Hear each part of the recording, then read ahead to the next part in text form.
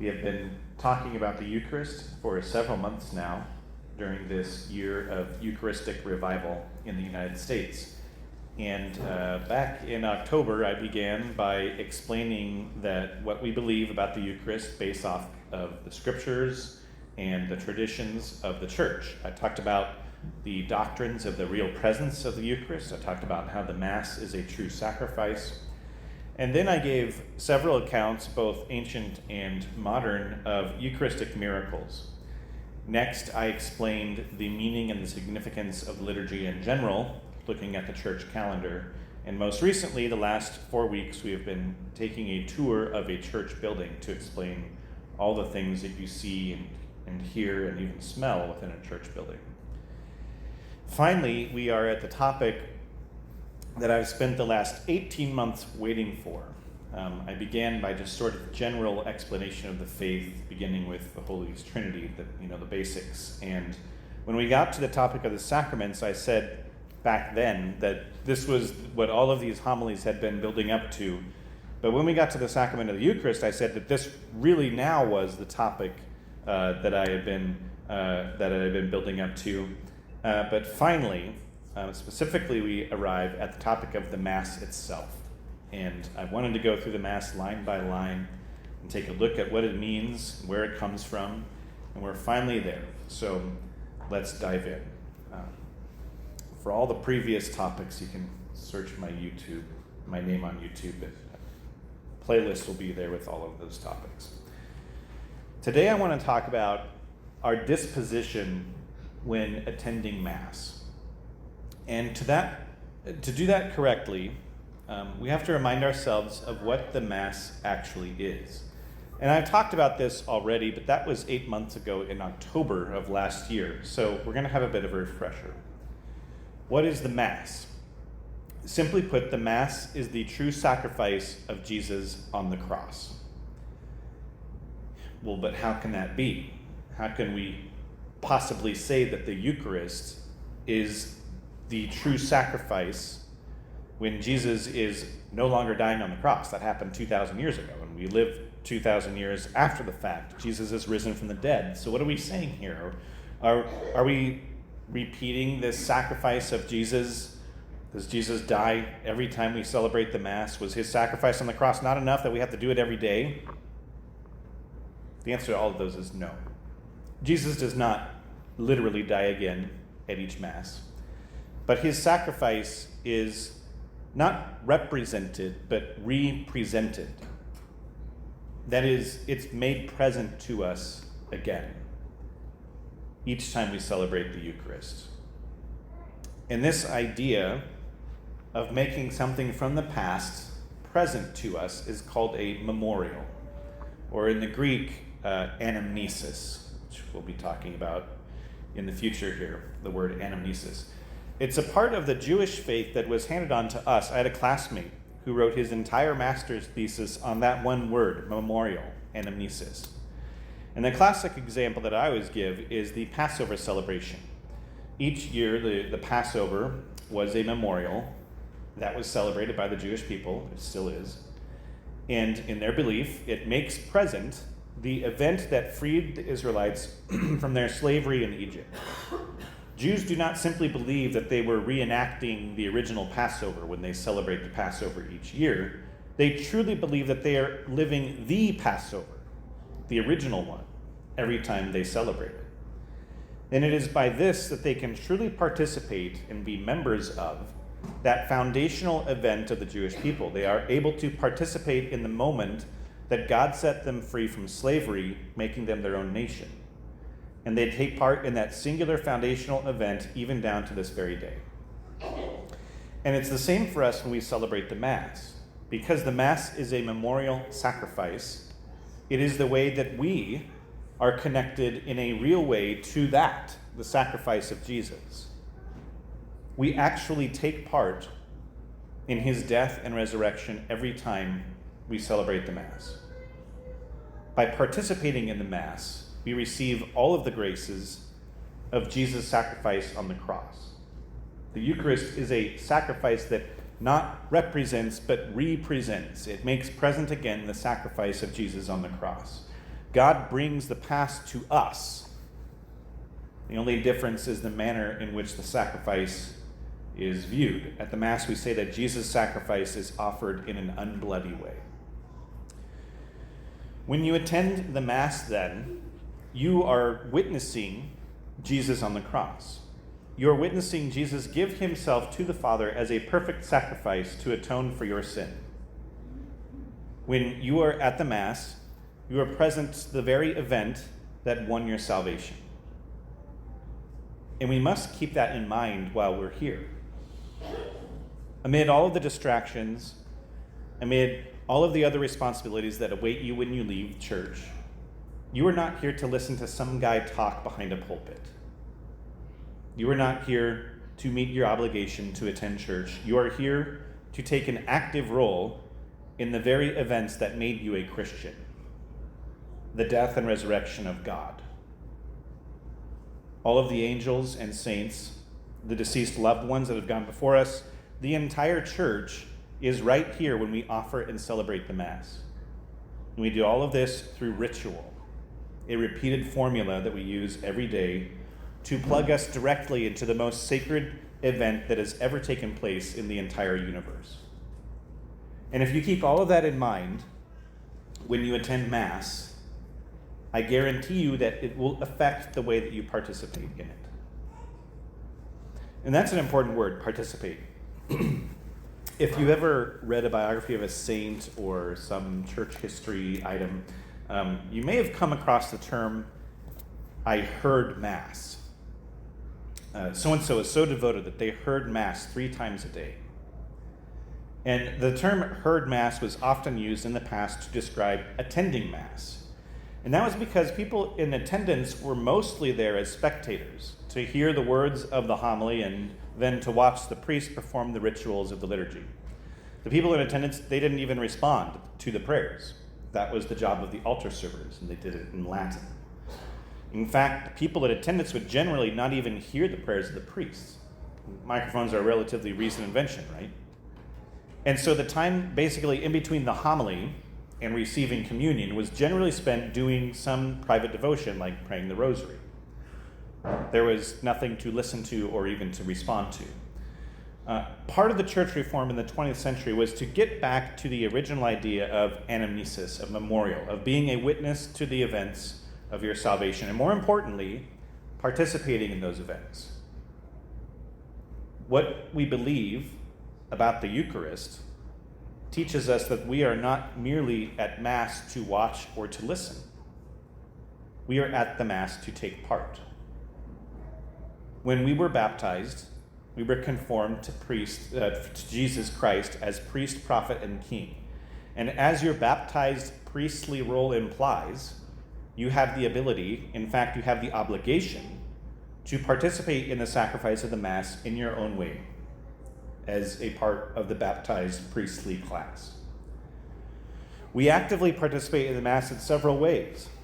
It starts as simple as, saying the correct responses to the prayers. We participate in the Mass when we sing. St. Augustine said that those who sing well pray twice. He didn't say those who sing pray twice, those who sing well. But anyways, the Psalms of the Old Testament were originally meant to be sung. It's an important part of ritual and liturgy, the singing. If we sit there with our mouths shut when we're meant to be responding to the prayers of the priest or singing, then we're not participating fully in the Mass that we're asked to do. Catholics often get made fun of for all the standing and sitting and kneeling that we do during the course of the Mass, and this is jokingly referred to as Catholic calisthenics. We genuflect, kneel, sit, stand, kneel, stand, sit, stand, genuflect. But we don't just do it for the heck of it. Every gesture and every posture during the Mass has significance. And so that's another way in which we participate in the Mass. We involve our whole body when it comes to participating in the liturgy, and as a result, the postures that we take are important. When we stand, for example, it is a sign of attention and respect. Think of a soldier standing at attention before a commanding officer. It's the same reason we stand at the Mass. For example, we stand at the Gospel. We stand at attention to hear the words of Jesus himself. Sitting, which everybody but me is doing right now, sitting is the posture of a student in a classroom. It's a posture of learning. So when we sit during the readings and during the homily, we're saying with our bodies, I am attentively opening myself up to the Word of God. I am learning, and I plan on taking something home with me with what I've learned. Then, of course, we have kneeling. Kneeling is a sign of adoration. So we kneel before our God during the Eucharistic prayer and after receiving communion. And lastly, we have genuflecting, especially when we're entering or leaving our pews. We genuflect to the tabernacle to say with our body what we believe with our mind. That Jesus, the God who made you and the rest of the universe, the God who suffered and died for you, is truly present in the Eucharist. We do all of that with our bodies. We also, so we participate in the Mass with our voices, we participate in the Mass with our bodies, and thirdly, we also participate in the Mass with our minds through our attentiveness. And I know that there are a million distractions at Mass. Cheerios being spilled on the floor, babies crying, kids making funny faces at you, siblings fighting or trying to make each other's laugh. To all that chaos, we also add the thoughts of our own distractions, the things that are on our mind, the things that we need to do outside of Mass after it's over. So I understand that distractions can keep us from being attentive. When it comes to distractions, I often turn to the words of St. Charles Borromeo, who is the Bishop of Milan, Italy, in the 1500s and 1600s. And St. Charles wrote this: "Someone complains that as soon as he comes into church to pray or to celebrate the Mass, 1,000 thoughts fill his mind and distract him from God. But I ask, what was he doing before he came to pray, before Mass? How did he prepare? What means did he use to collect his thoughts and to remain collected?" So these words are challenging, even for us priests. The Mass can become commonplace or routine. We can get stuck in some bad habits when it comes to what we're doing leading up to it immediately before Mass. What St. Charles is talking about here is preparation. To be focused on the Mass and not distracted means preparing ourselves for the Mass. When I was growing up, my family sat right there in the front row in front of the pulpit. And I am the oldest of 5 boys and 2 girls. 2 girls are in the younger half of the family. And so usually girls kind of mind the boys, but that wasn't the case. Mom and Dad were the only ones left to wrangle us. So how is that even possible? It's not like we were any more well-behaved than any other large family. But my theory is that we always got to church early enough to pray the rosary before Mass. And so by the time the rosary was done, we were well into church mode before Mass even began. We were prepared to be attentive. If Mom and Dad had rushed us into the pew 45 seconds before Mass started, it would have been an absolute disaster, I guarantee you. So give yourselves time to be in the right disposition to actually participate with fewer distractions. In addition to some devotion like praying the rosary, use your time before Mass to read the readings that the Mass has in your missalette. Don't go into them cold. Have some familiarity with the words that you're about to hear, because they will be less likely to go in one ear and out the other if it's only the first and last time you hear them, especially when it comes to the letters of St. Paul in our second readings most often. What he's saying is full of meaning, it's dense, and there's no way you're going to get anything out of it if the first and last time you hear these words read is the second reading at Mass. There are many other things that we do to prepare ourselves to participate in the Mass, and we do these things to remind us that what we're doing here is different, that it's special. This is unlike anything else we do during the course of the week. For example, we fast for an hour before receiving communion. It's just that little reminder that we're preparing ourselves for something special. We ought to dress a little bit nicer for the Mass. And I'm in no way saying that we should be wearing tuxedos and prom dresses to Mass, but if we dress the same way for Mass that we do for any other activity, that's just one less signal to ourselves and to the world that the Mass is anything different. than the rest of our lives. That the Mass is special. Look, I'm dressing nicer because this is different than going to the grocery store or to a high school basketball game. We also prepare ourselves for Mass by having some quiet time in church, usually before and after Mass. Churches aren't meant for conversations with other people, they're meant for conversations with God, and you're never going to hear him if it's noisy in the church. So those are the ways of preparing ourselves to participate in the Mass before the Mass even starts, but what are the things that we can do to be more attentive during the Mass? There's some pretty basic things like focusing your attention toward the front of the church, following along in your missalette, rather than focusing on the 3-year-old that's 2 pews ahead of you. Another way of being attentive during the Mass is by focusing on the presence of God. So the church, I've mentioned this in the past, the church teaches that God is present in 4 ways when the Mass is celebrated.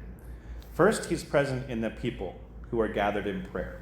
So all of us together, he is present. Jesus says, where 2 or 3 are gathered in my name, there I am among you. So number 1, Jesus is present in the people. Think about that when we're celebrating the Mass. Number 2, Jesus is present in the priest offering the Mass. When a priest is ordained, he is configured to Christ in a special way that he stands, it's called in persona Christi, which means in the person of Christ. So we basically stand in for Jesus to continue his actions on earth. Number 3, Jesus is present in the words of the Scriptures. Both the Old and the New Testament teach us about who Jesus is, and that makes him present to us as we celebrate the Mass. And fourthly, most obviously, Jesus is present, body, blood, soul, and divinity in the Eucharist. So Jesus is right there in every aspect of the Mass. We need to take the time to actually contemplate this with every word of the Mass that we hear and that we say. So ask yourself, how is Jesus talking to me in this aspect of the Mass? And if we can do these things, I guarantee you there will be less distractions for you. But there's one thing that can help us the most when it comes to preparing for and participating in the Mass. And that is, we get used to hearing the same words every single time, so much so that they might just go right over our heads or just straight through our brains without even much thought. We hear them so often that we almost never ask, well, what does this actually mean? Why do we do or say that? Or where does that come from? What is the origin? So when it comes to being more attentive and participating in the Mass, the thing that will help us most is simply understanding what the Mass means. And that is the goal of the next couple of months that we will accomplish when we take the Mass apart line by line and look at its meaning so that we can fully participate every time we attend.